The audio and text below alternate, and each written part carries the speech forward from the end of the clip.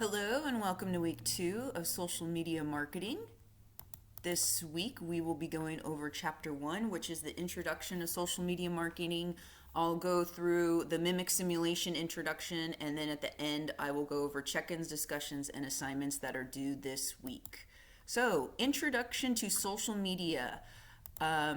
This is real basic overview here. So social media is defined as a form of electronic communication, such as websites for social networking and microblogging, through which users create online communities to share information, ideas, personal messages, and other content such as videos.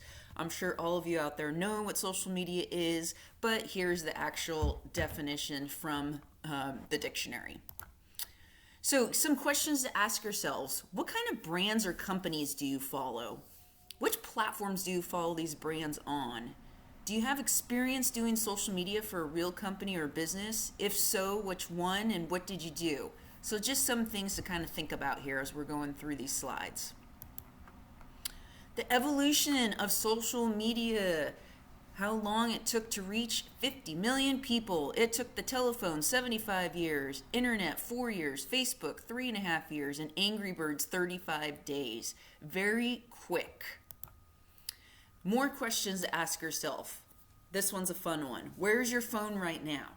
When was the last time you went without your phone? That one's fun. What were you doing without your phone? How long did you not have your phone for? I don't know about you guys, but I am stuck to my phone. Not just because I need it all the time for work and social life, but also because this phone is not cheap. I do not leave it out of my sight. My worst fear is to leave it somewhere. I know one time I left it on the hood or the trunk of my car and I drove off. Luckily, my friend honked at me behind me and said, "Hey, you left your phone on top of the trunk of your car." I'm like, oh my gosh. Because iPhones these days are not cheap, right? Aren't they like $1,000 now? So my phone is... I keep it next to me at all times. The evolution of social media. 66% of the world's population uses mobile devices. In 2015, time spent on mobile apps surpassed time spent watching TV for U.S. consumers. Mobile is a space that marketers must pay attention to. I have noticed that in the last 6 months, I receive so much more text message solicitation, and I'm like, ugh, they're texting me now. I don't know about you guys, but I'm getting text messages now. Social media is a marketing disruptor. Consumers can share positive or negative experiences with products or brands with a worldwide audience. That can be good and that can be bad. Social media has shifted power from businesses to consumers. Here's an example as marketing is a disruptor. It's kind of an old video, but it's kind of one of the first examples of how social media has played a big part. Dave Carroll, musician, the YouTube video here if you want to watch it, it's super short, and his experience with United Airlines and them breaking his Taylor guitar and how they didn't do anything about it, so he actually went on social media and it went viral. So please watch that YouTube video. So within 4 weeks of the video being posted, United Airlines stock price fell 10%, costing stockholders about $180 million in value. So think about it after you watch this video. What are some examples of how social media has shifted power from businesses to consumers, right? Whenever I have an issue with AT&T, I don't know about if you've had experience with this, but their customer service is absolutely terrible on the phone. I always get a runaround or, "Oh, we can't help you with that." As soon as I make a comment on their Facebook page or take it to Twitter, all of a sudden they help me, right? So the power of social media as a consumer. Consumers are being content creators for brands on social media. I'm sure you guys out there are content creators yourself. User-generated content, you'll hear that term a lot, UGC, refers to any digital content that is produced by end users of an online service or website. UGC is used to create opportunities for showcasing brands and building customer awareness, relationships.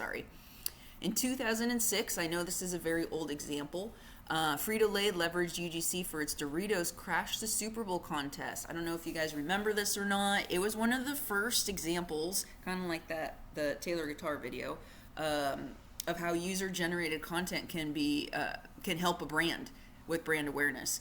Consumers invited to create a 30-second commercial to win a featured Super Bowl spot. There was over 32,000 submissions received and over $7 million in prize money awarded.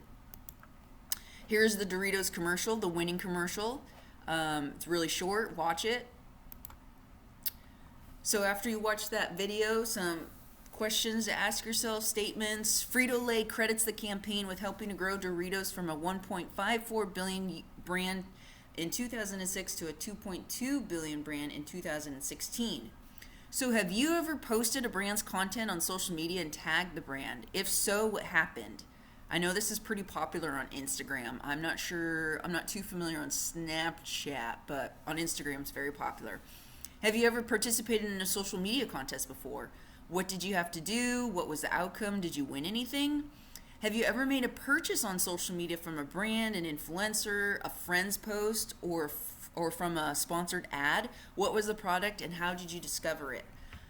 Me personally, I've never purchased from a sponsored ad, but I have definitely purchased from an influencer and a friend's post, definitely. So, user-generated content. This example here is of me. I create user-generated content and it gets reposted all the time on Instagram. So my Instagram name, if you guys want to follow me, ultra_IzzyB. Again, I'm a huge trail runner, ultra runner, mountain runner, so all these examples here are going to be running ones. So this is a picture of me at a sky race up in the mountains. It was so steep that they had to have ropes and ladders. Pretty sketchy, scary area here, but the professional photographer got this good shot of me, and that's a fake smile because there's like cliff edges on the sides here, so that's a fake smile there. I tagged these 4 companies. UltraBuds, my running group, I was wearing the hat. Nathan, which is the hydration pack. Ink and Burn, which are the shorts I'm wearing, and Ingy, which are the toe socks I'm wearing. So tag these brands. Later on, Ink and Burn, the shorts brand, reposted the content. The Running Center, where I made the purchase of the shorts, the local running store, reposted the photo as well. Nathan Hydration, I work with them a lot.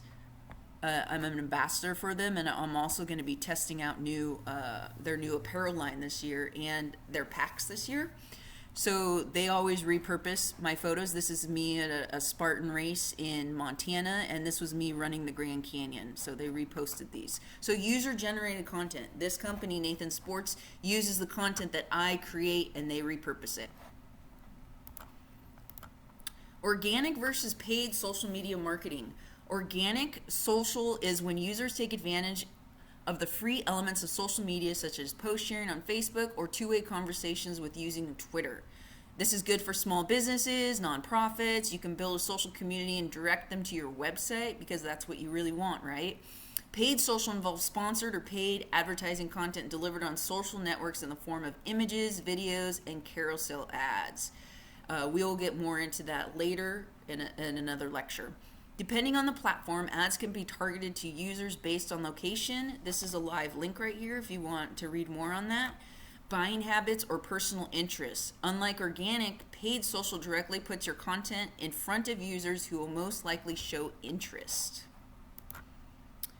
So some things to think about. What are some advantages of social media?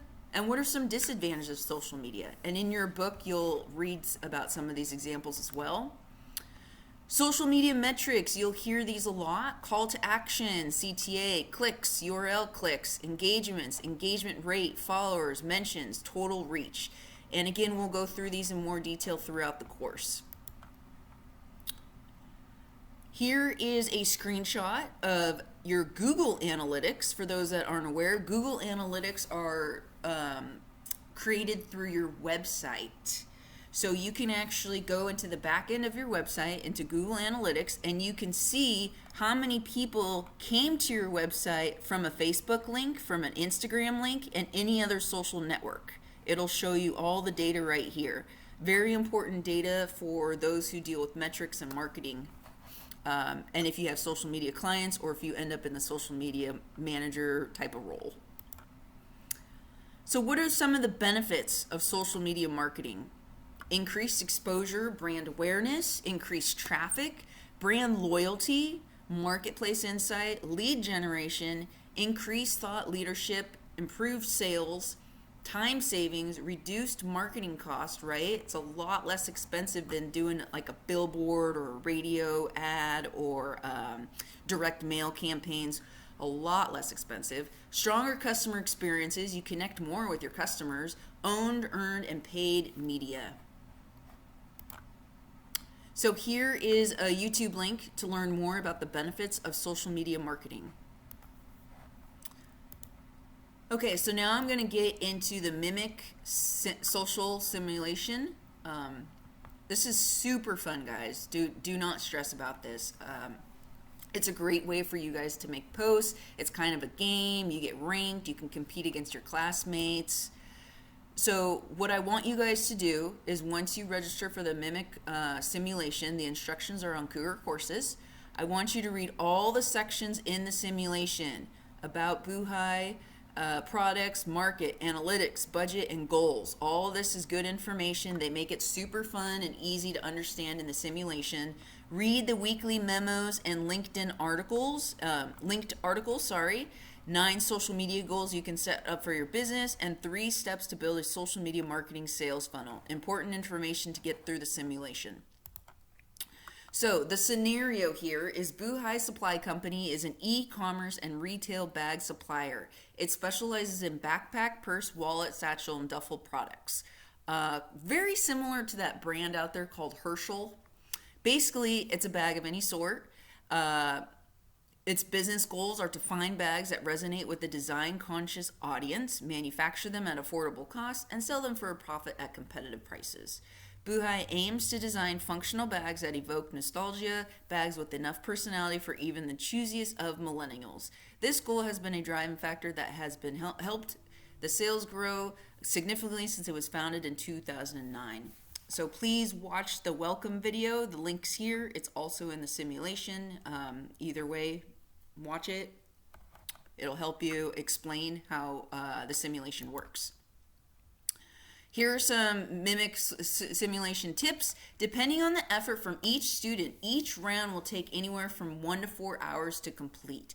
I've never heard from a student of it taking 4 hours. So please don't worry about that. At the same time, do not procrastinate on this. At the end of the course, so the end of the semester, you must have a minimum of at least 45 posts total. So don't think you can get away with this with just doing like 10 posts. And I've seen students do as much as 300 posts. That's not necessary. If you do it and you want to practice, that's totally fine. But you must have at least 45 posts. Things to consider: the number of posts per day. So as we learn about each platform, think about how many posts you're going to do a day. Maybe you only do 1 on Facebook, but you do 5 on Twitter, right? Maybe you only do 1 YouTube post a week. So think about these things: platform selection, post variation, targeting, and influencer rounds. That's towards the end of the modules.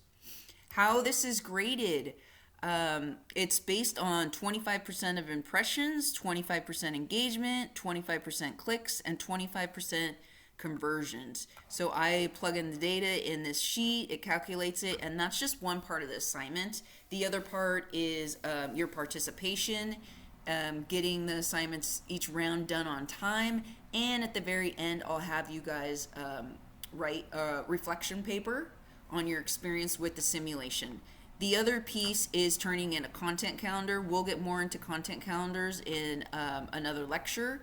So for further information on all of this, please check Cougar Courses. I have uploaded a couple of documents that explains it further. And if something doesn't make sense to you, shoot me an email after reading all the documentation on Cougar Courses. Okay, so lastly, your week 2 assignments. Sign up and purchase the Mimic simulation package if you have not done so already. Read all the Mimic simulation materials. Discussion 1, quiz 1, which again, the quizzes are located at the end of each chapter in the digital textbook. The quizzes are not in Cougar Courses. Discussions are in Cougar Courses.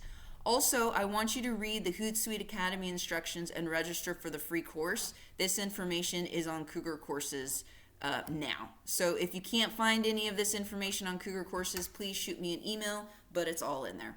And that's the end of week 2.